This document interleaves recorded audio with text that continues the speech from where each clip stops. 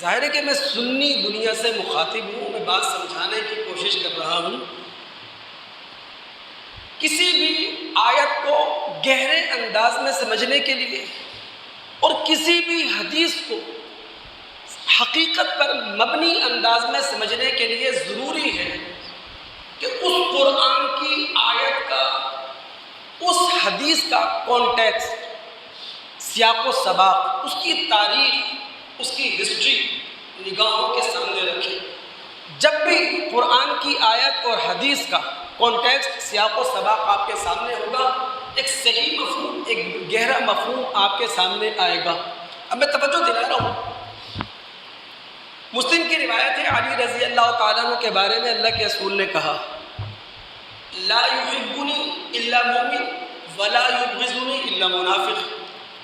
علی سے وہی محبت کرے گا جو مومن ہوگا، علی سے وہی دشمنی کرے گا جو منافق ہوگا۔ بخاری کتاب الایمان میں روایت ہے، نبی علیہ الصلوۃ والسلام نے فرمایا، آیت الایمان حب الانصار و آیت النفاق بغض الانصار۔ ایمان کی یہ نشانی ہے کہ انصار سے محبت کی جائے، اور نفاق کی یہ نشانی ہے کہ انصار سے دشمنی رکھی جائے۔ مجھے یاد پڑتا ہے ابن عساکر کے حوالے سے ایک روایت میری نظروں سے گزری، اس میں نبی علیہ الصلوۃ والسلام نے فرمایا تھا، عربوں سے محبت ایمان ہے، عربوں سے دشمنی یہ کفر ہے۔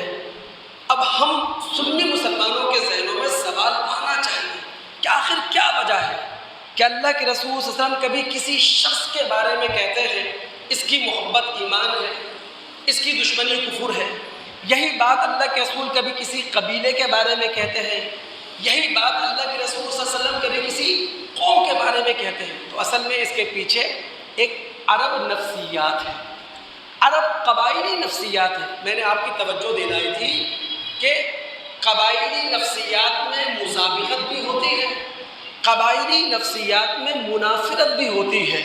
تو نبی علیہ الصلوۃ والسلام اب یہ کہہ رہے ہیں کہ جب تم دائرہ اسلام میں آ چکے ہو، جب تم دائرہ ایمان کے اندر آ چکے ہو، تو خدا را یہ بھول جاؤ کہ کون عربی ہے کون اجمی ہے، بھول جاؤ کہ کون کالا ہے کون گورا ہے، بھول جاؤ کون اعلیٰ ہے کون ادنا ہے، بھول جاؤ کون اپنا ہے کون پرایا ہے، بھول جاؤ کون قریبی ہے اور کون بعیدی ہے۔